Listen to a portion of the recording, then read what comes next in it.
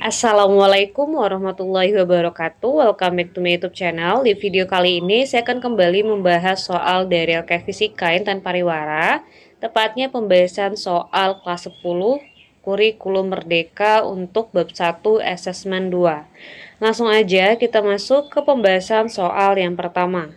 Diameter benda berbentuk setengah lingkaran diukur dengan menggunakan jangka sorong dan diperoleh hasil seperti gambar berikut. Yang ditanyakan adalah berapa besar dari volume benda tersebut.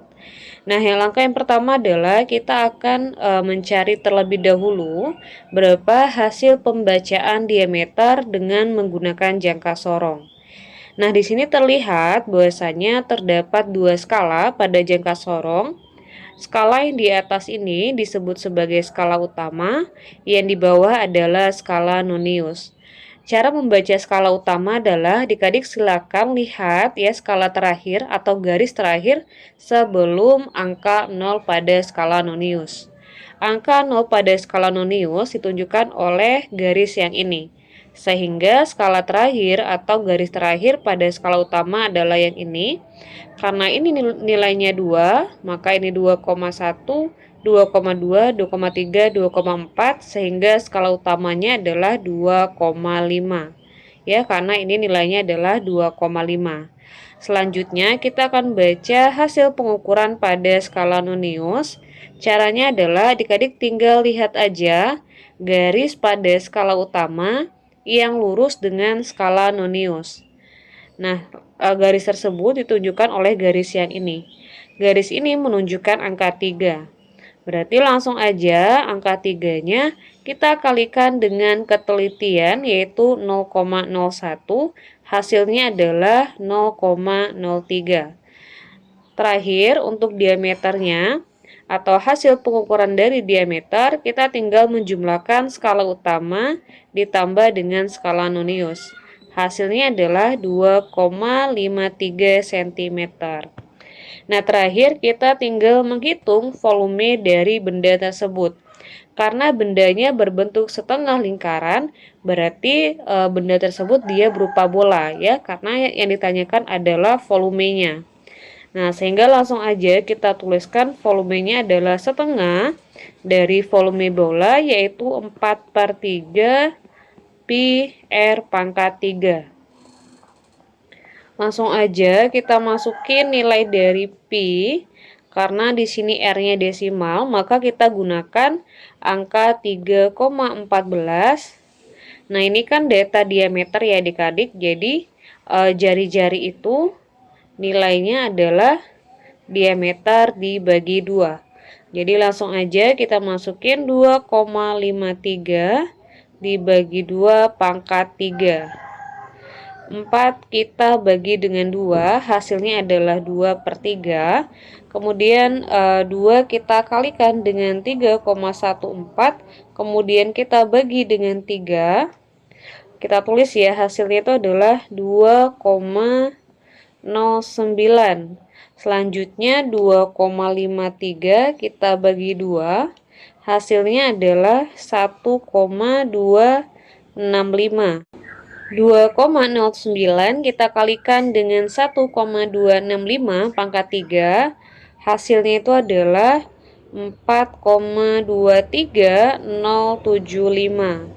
Nah, kalau kita lihat di optionnya, yang paling mendekati itu adalah yang D. Kita lanjut ke pembahasan soal nomor 2. Selisih panjang kedua pelat logam adalah, kalau kita baca untuk hasil pengukuran pada pelat logam A, ini panjangnya adalah sekitar 3,9 ya adik-adik, karena kan ini 4 cm ya yang di sini.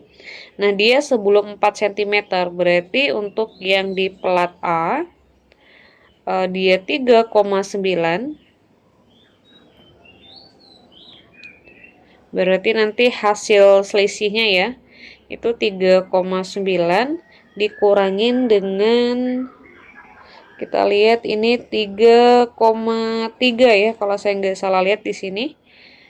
3,9 dikurangin dengan 3,3, ya, hasilnya adalah 0,6 cm. Nah, karena dia minta jawabannya dalam milimeter, 0,6 cm tinggal kita kali sama 10 aja, hasilnya adalah 6 mm. Jawabannya adalah yang C. Kita lanjut ke pembahasan soal nomor 3. Objek ukur yang tepat diukur menggunakan mikrometer sekrup ditunjukkan oleh angka. Jadi mikrometer sekrup itu dia adalah sebuah alat ukur yang ketelitiannya sebesar 0,01 mm. Nah, kemudian untuk mikrometer sekrup itu sendiri, untuk fungsinya biasanya itu dia digunakan untuk mengukur ketebalan kertas ya atau ketebalan benda dan juga bisa mengukur diameter suatu benda. Tapi dengan catatan baik tebal maupun diameternya itu dia nggak terlalu besar.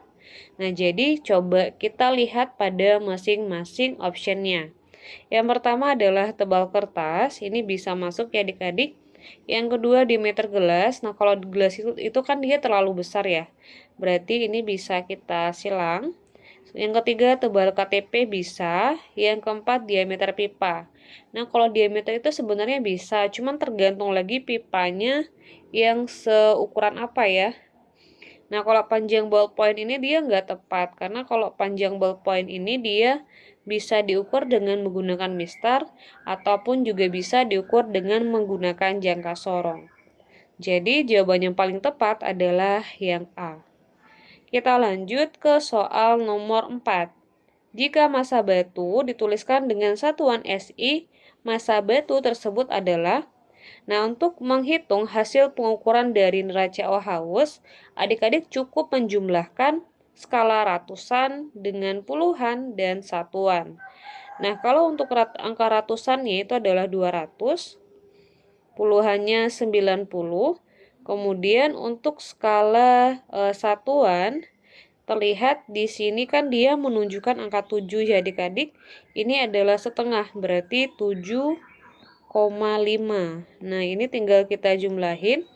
Hasilnya adalah 297,5 gram. Karena dia minta dalam satuan SI, berarti harus kita ubah ke kilogram. Caranya adalah dengan dibagi 1000. Nah, jadi kakak mau ngasih tips ya adik-adik gimana caranya supaya kamu bisa lebih cepat menghitungnya ini tanpa menggunakan kalkulator.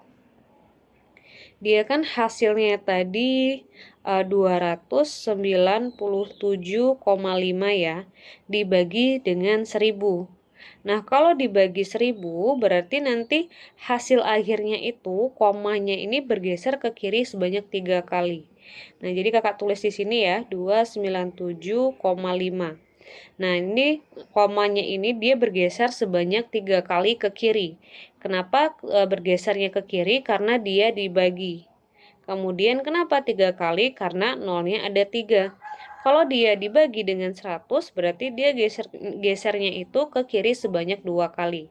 Kita hitung sama-sama ya. 1, 2, 3. Berarti komanya itu posisinya di sini. Sehingga hasil akhirnya adalah 0,2975 kg. Jawabannya adalah yang E. Kita lanjut ke pembahasan soal nomor 5. Volume tumpukan koin logam tersebut adalah, nah jadi kalau misalnya ada logam, dia ditumpuk ya, ini saya kurang pinter gambar ya adik-adik, jadi harap maklum kalau gambarnya kurang jelas. Dia kan lebih kurangnya terlihat seperti ini ya. Nah, kalau misalnya kamu lihatnya itu lebih ini ya, lebih mendetail atau lebih konkret ya lihat bendanya, kamu akan melihat seolah-olah tumpukan koin ini dia seperti sebuah tabung. Nah, tabung kan dia kayak gini ya gambarnya. Nah, tabung tuh kayak gini. Nah, karena dia gambarnya seolah-olah, kebanyakan seolah-olahnya seperti tabung, sehingga nanti untuk menghitung volume dari si koin, kita akan menggunakan persamaan dari volume tabung, yaitu persamaannya adalah pi R kuadrat dikali dengan tinggi. Dimana nanti jari-jarinya kita bisa ambil diameter dengan cara dibagi 2. Tingginya kita baca dari yang ini. Oke, kita baca dulu untuk hasil pengukuran dari jari-jarinya ya. Oh sorry, diameter maksudnya. Untuk diameternya saya singkat sebagai D aja. Skala utamanya berapa ya? Diameter ya, ini saya tulis saja deh ya, diameter. Skala utamanya ini jangka sorong ya. Cara bacanya tadi saya sudah jelasin di soal nomor 1. Jadi saya bakalan langsung aja untuk pembacaannya. Berarti skala utamanya adalah 2,2. Kita tulis skala utamanya 2,2. Skala noniusnya adalah berapa nih? Cari yang paling sejajar. Ini adik-adik 9 ya. Ya enggak, 9 enggak? 9 atau 8? Sorry, kita coba cek lebih teliti ya. Oh, 9 agak miring nih ya adik-adik, sorry. Yang paling lurus itu dia yang ini nih. Nah, yang ini paling lurus, berarti 8 ya. Oke. Skala noniusnya adalah 8 dikali 0,01. Berarti 0,08. Nah, kamu tinggal jumlahin aja diameternya, hasil pengukuran diameter dengan cara skala utama tambah skala nonius. Berarti hasilnya adalah 2,28 cm. Nah, lanjut kita akan baca hasil pengukuran untuk tinggi. Untuk tinggi skala utamanya berapa nih? 4,2 ya. Skala utamanya 4,2. Kemudian skala noniusnya adalah 4 ya. Langsung aja ya, 4 saya kalikan dengan 0,01. Itu adalah 0,04.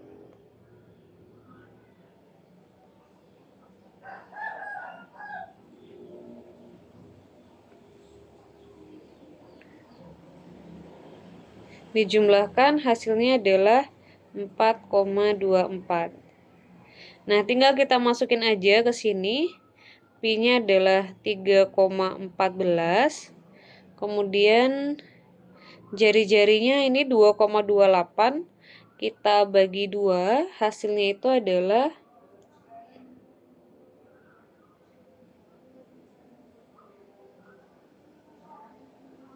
sorry ya, ini diameternya. Oh bener, 2,28 ya. Dibagi 2 berarti 1,14 cm. 1,14 kuadrat dikali tingginya adalah 4,24. Nah, ini tinggal kita hitung aja. Yang pertama saya bakalan kuadratkan dulu 1,14-nya. Kemudian kita kali dengan 3,14 dan 4,24. Hasilnya itu adalah 17,302 ya, 17,302 cm kubik. Nah, jawaban yang paling tepat adalah yang C.